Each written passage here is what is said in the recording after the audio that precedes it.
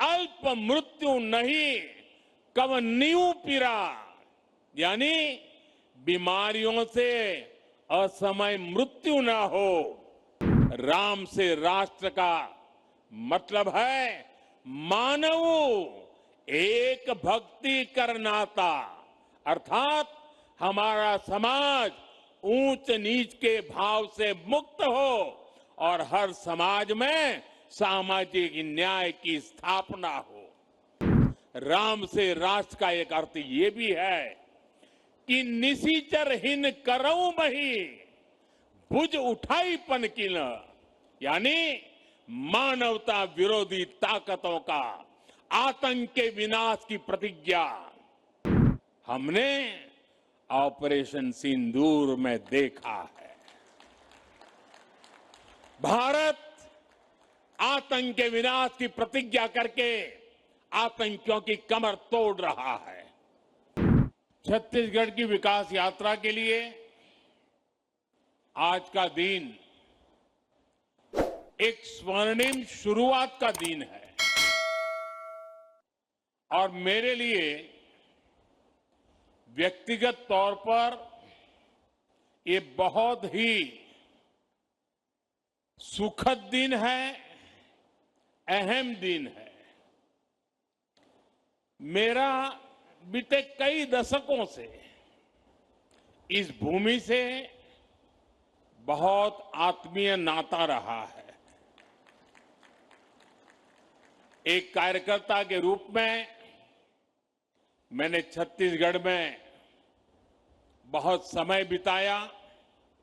यहां से मुझे बहुत कुछ सीखने को मिला।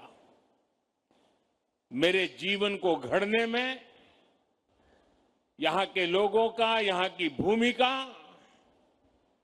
बहुत बड़ा आशीर्वाद रहा है। छत्तीसगढ़ की परिकल्पना, इसके निर्माण का संकल्प और फिर उस संकल्प की सिद्धि, हर एक क्षण पर मैं छत्तीसगढ़ के परिवर्तन का साक्षी रहा हूं। और आज जब छत्तीसगढ़ 25 वर्षों की यात्रा के अहम पड़ाव पर पहुंचा है, तो मुझे इस क्षण का भी सहभागी बनने का अवसर मिला है। आज इस रजत जयंती के उत्सव पर मुझे राज्य के लोगों के लिए इस नई विधानसभा के लोकार्पण करने का सौभाग्य मिला है। मैं छत्तीसगढ़ के लोगों को, राज्य सरकार को इस अवसर पर अपनी शुभकामनाएं देता हूं, बधाई देता हूं। साथियों, 2025 का ये वर्ष भारतीय गणतंत्र का अमृत वर्ष भी है। 75 वर्ष पहले भारत ने अपना संविधान देशवासियों को समर्पित किया था। ऐसे में आज इस ऐतिहासिक अवसर पर मैं इस अंचल से संविधान सभा के सदस्य रहे रविशंकर शुक्ल जी, बैरिस्टर ठाकुर छेदीलाल जी, घनश्याम सिंह गुप्त जी, किशोरी मोहन त्रिपाठी जी, राम प्रसाद पोटाई जी और रघुराज सिंह जैसे मनीषियों का स्मरण करते हुए उन्हें अपनी श्रद्धांजलि देता हूं। तब के काफी पिछड़े रहे इस क्षेत्र से दिल्ली पहुंचकर इन विभूतियों ने बाबा साहब के नेतृत्व में संविधान के बनने में महत्वपूर्ण भूमिका निभाई थी। साथियों, आज का दिन छत्तीसगढ़ के इतिहास का स्वर्णिम अध्याय बनकर चमक रहा है। आज जब हम इस भव्य और आधुनिक विधानसभा भवन का लोकार्पण कर रहे हैं तो ये केवल एक इमारत का समारोह नहीं बल्कि 25 वर्षों की जन आकांक्षा, जन संघर्ष और जन गौरव का उत्सव बन गया है। आज छत्तीसगढ़ अपने स्वप्न के नए शिखर पर खड़ा है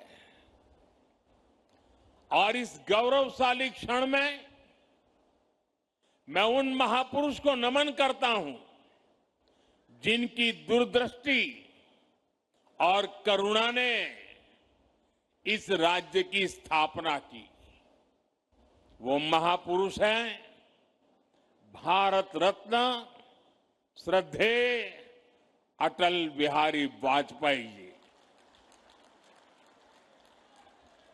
साथियों, साल 2000 में जब अटल जी ने छत्तीसगढ़ राज्य का गठन किया तो वो निर्णय केवल प्रशासनिक नहीं था, वो निर्णय था विकास की नई राह खोलने का और वो निर्णय था छत्तीसगढ़ की आत्मा को पहचान दिलाने का।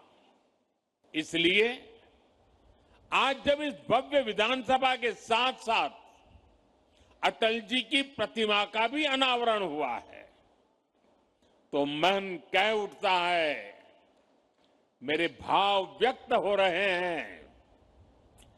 अटल जी जहां भी हो, अटल जी देखिए आपका सपना साकार हो रहा है। आपका बनाया हुआ छत्तीसगढ़ आज आत्मविश्वास से भरा है, विकास की नई ऊंचाइयों को छू रहा है। साथियों, छत्तीसगढ़ विधानसभा का इतिहास अपने आप में प्रेरणा स्रोत है। 2000 में जब इस सुंदर राज्य की स्थापना हुई तो पहली विधानसभा की बैठक राजकुमार कॉलेज रायपुर के जसपुर हॉल में हुई थी। वो समय सीमित संसाधनों का तो था लेकिन असीम सपनों का था। तब केवल एक भावना थी कि हम अपने भाग्य को और तेजी से उज्जवल बनाएंगे। बाद में विधानसभा का जो भवन तैयार हुआ वो भी पहले किसी दूसरे विभाग का परिसर था। वहीं से छत्तीसगढ़ में लोकतंत्र की यात्रा नई ऊर्जा के साथ प्रारंभ हुई और आज 25 वर्षों के बाद वही लोकतंत्र, वही जनता एक आधुनिक, डिजिटल और आत्मनिर्भर विधानसभा के भवन का उद्घाटन कर रही है। साथियों, यह भवन लोकतंत्र का तीर्थ स्थल है। इसका हर स्तंभ पारदर्शिता का प्रतीक है। इसका हर गलियारा जवाबदेही की याद दिलाता है और इसका हर कक्ष जनता की आवाज का प्रतिबिंब है।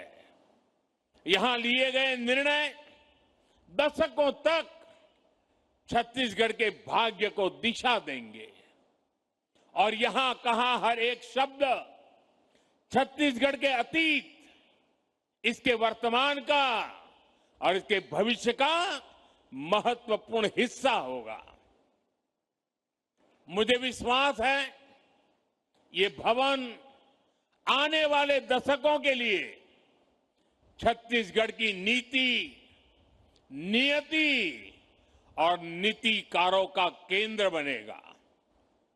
साथियों, आज पूरा देश विरासत और विकास को साथ लेकर चल रहा है और ये भावना सरकार की हर नीति, हर निर्णय में भी दिखती है।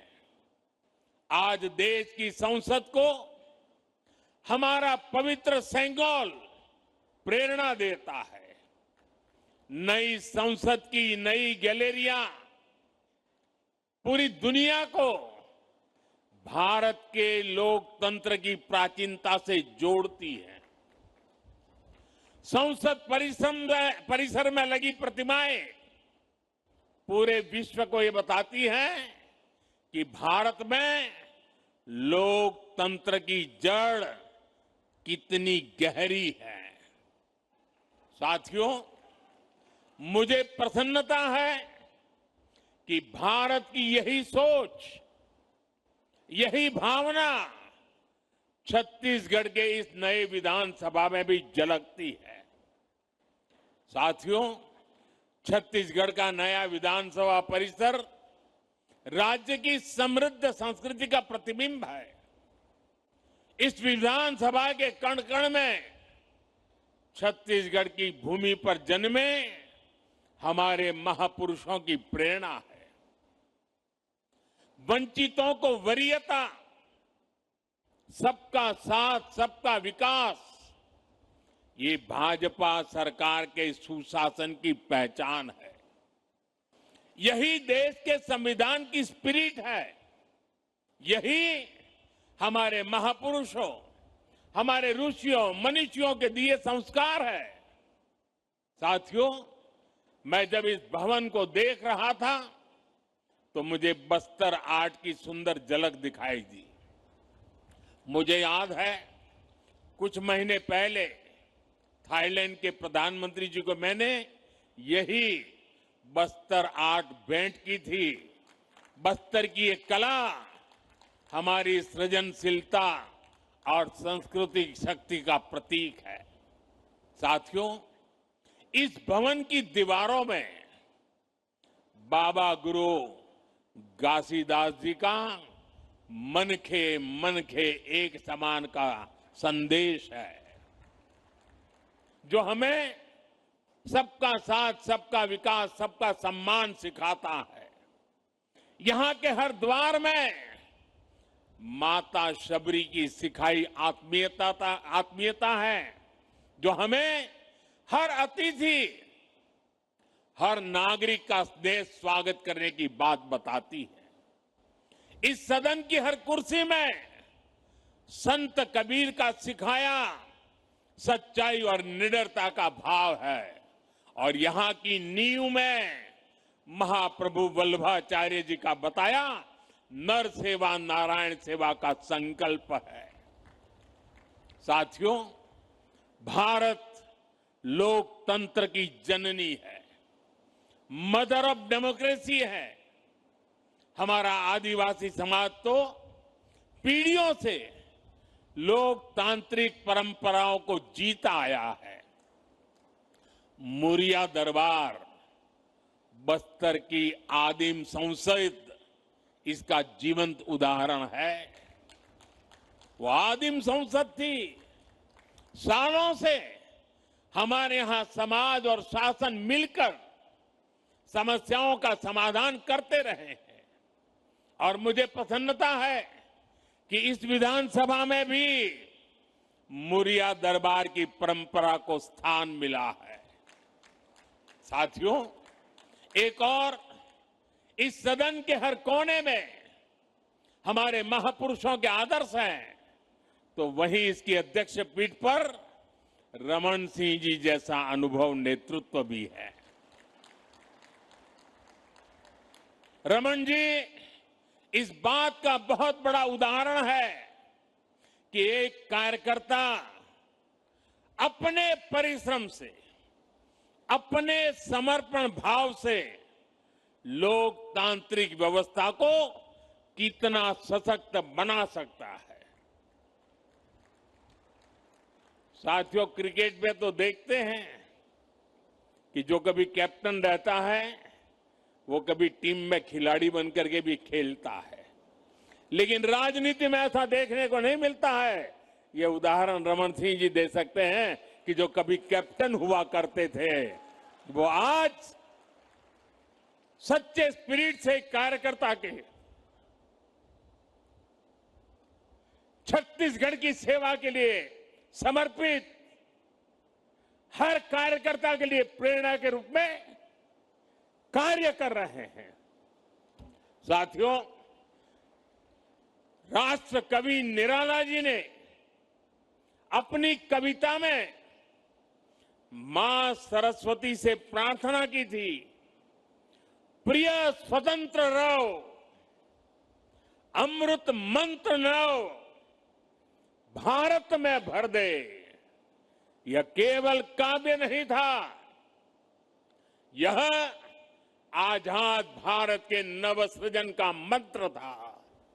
उन्होंने नव गति, नव लय, नव स्वर की बात कही, यानी कि एक ऐसे भारत की जो परंपरा से जुड़ा हो लेकिन भविष्य की ओर पूरे आत्मविश्वास से आगे बढ़े। आज जब हम छत्तीसगढ़ के नए विधानसभा में खड़े हैं तो यह भावना यहां भी उतनी ही सार्थक है। यह भवन भी उसी नव स्वर का प्रतीक है जहां पुराने अनुभवों की ध्वनि है और नए सपनों की ऊर्जा भी है। और इस ऊर्जा के साथ हम एक ऐसे भारत का निर्माण करना है, एक ऐसे छत्तीसगढ़ की नींव बनानी है जो विरासत से जुड़कर विकास के पथ पर आगे बढ़ सके।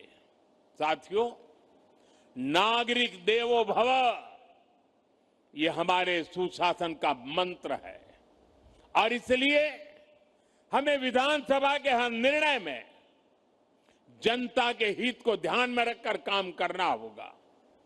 यहां कानून ऐसे बने जो रिफॉर्म को गति दे, जिससे लोगों का जीवन आसान हो, जो लोगों के जीवन से सरकार के अनावश्यक दखल को बाहर करे, सरकार का न अभाव हो और न ही अनावश्यक प्रभाव हो। यही तेज प्रगति का एकमात्र मंत्र है। साथियों, ये हमारा छत्तीसगढ़ तो भगवान श्री राम का ननिहाल है। भगवान श्री राम इस धरती के भांजे हैं। आज इस नए परिसर में श्री राम के आदर्शों को याद करने का इससे बेहतर दिन और क्या होगा। भगवान राम के आदर्श हमें सुशासन की सीख देते हैं। साथियों, अयोध्या में राम मंदिर की प्राण प्रतिष्ठा के समय हम सभी ने देव से देश और राम से राष्ट्र का संकल्प लिया था। हमें याद रखना है, राम से राष्ट्र का अर्थ है राम राज बैठे त्रिलोका, हर्षित भये गए सब रोग शोका। इसका अर्थ है सुशासन और जन कल्याण का राज। इसका अर्थ है सबका साथ, सबका विकास की भावना से शासन। राम से राष्ट्र का अर्थ है नहीं दरिद्र को दुखी न दीना, जहां कोई न गरीब हो ना कोई दुखी हो, जहां भारत गरीबी से मुक्त होकर आगे बढ़े। राम से राष्ट्र का अर्थ है अल्प मृत्यु नहीं कवन्यू पीरा, यानी बीमारियों से असमय मृत्यु ना हो, यानी स्वस्थ और सुखी भारत का निर्माण हो। राम से राष्ट्र का मतलब है मानव एक भक्ति कर नाता, अर्थात हमारा समाज ऊंच नीच के भाव से मुक्त हो और हर समाज में सामाजिक न्याय की स्थापना हो। साथियों, राम से राष्ट्र का एक अर्थ ये भी है कि निशिचरहीन करऊं मही भुज उठाई पनकिन, यानी मानवता विरोधी ताकतों का आतंक के विनाश की प्रतिज्ञा। और यही तो हमने ऑपरेशन सिंदूर में देखा है। भारत आतंक के विनाश की प्रतिज्ञा करके आतंकियों की कमर तोड़ रहा है। भारत आज नक्सलवाद, माओवादी आतंक को भी समाप्त करने की तरफ बढ़ रहा है। भारत आज अभूतपूर्व विजय के गर्व से भरा हुआ है और गर्व की यही भावना आज छत्तीसगढ़ विधानसभा के इस नए परिसर में हमें चारों तरफ दिख रही है। साथियों, पिछले 25 वर्षों में छत्तीसगढ़ ने जो परिवर्तन देखा है वो अद्भुत और प्रेरणादायी है। कभी यह राज्य नक्सलवाद और पिछड़ेपन से पहचाना जाता था, आज वही राज्य समृद्धि, सुरक्षा और स्थायित्व का प्रतीक बन रहा है। आज बस्तर ओलंपिक की चर्चा देश के कोने कोने में है। नक्सल प्रभावित क्षेत्रों में आज विकास की लहर और सुकून की मुस्कान लौट आई है और इस परिवर्तन के पीछे है छत्तीसगढ़ की जनता का परिश्रम और भाजपा सरकारों का दूरदर्शी नेतृत्व। साथियों, छत्तीसगढ़ के रजत जयंती समारोह का उत्सव अब एक बड़े लक्ष्य का आरंभ बिंदु बनने जा रहा है। 2047 तक, 2047 तक जब भारत अपनी आजादी के 100 साल मनाएगा, हमें विकसित भारत निर्माण के जो लक्ष्य तय किए हैं उसमें छत्तीसगढ़ की भूमिका बहुत बड़ी होने वाली है। और इसलिए मैं उपस्थित सभी साथियों से भी कहूंगा, सभी जनप्रतिनिधियों से कहूंगा कि आप एक ऐसी व्यवस्था का निर्माण करिए, एक ऐसी विधानसभा का उदाहरण बनाइए जो विकसित भारत के हर राज्य को कुछ नया करने के लिए प्रेरित करे। यहां होने वाले संवादों में, यहां पूछे जाने वाले प्रश्नों में, सदन में होने वाली कार्यवाही में, सब में एक श्रेष्ठता लाने का प्रयास हो और हम जो भी करें, जिस भी रूप में करें, सबका लक्ष्य विकसित छत्तीसगढ़, विकसित भारत का निर्माण हो। साथियों, छत्तीसगढ़ की इस नई विधानसभा की श्रेष्ठता इसके भवन की भव्यता से ज्यादा यहां के लिए जाने वाले जन कल्याण के निर्णयों से निर्धारित होगी।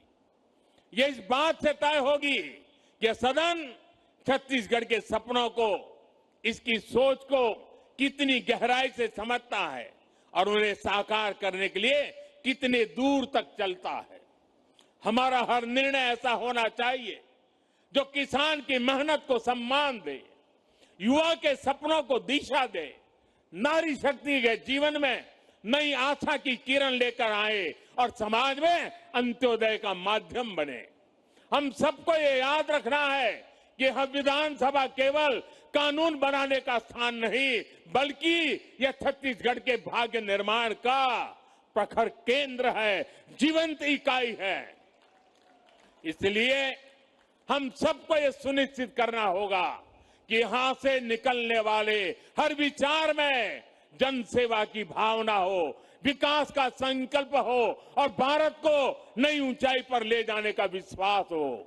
यही हमारी कामना है। साथियों, लोकतंत्र में कर्तव्य को सर्वोपरि रखते हुए हम सब सार्वजनिक जीवन में अपनी भूमिका निभाए, यह संकल्प लेना ही नए विधानसभा भवन के लोकार्पण के इस अवसर के सबसे बड़ी सार्थकता होगी। आइए इस परिसर से हम सभी भारतीय गणतंत्र के इस अमृत वर्ष में यह संकल्प लेकर जाएं कि जनता जनार्दन की सेवा को ही अपने जीवन का ध्येय बनाएंगे। आप सभी को लोकतंत्र के इस सुंदर नव मंदिर के लोकार्पण पर मैं पुनः शुभकामनाएं और बधाई देता हूं। मैं मुख्यमंत्री जी को और विशेष रूप से मेरे मित्र रमन सिंह जी को इस कल्पना को साकार करने के लिए हृदय से बहुत बहुत बधाई देता हूं। जय भारत, जय छत्तीसगढ़।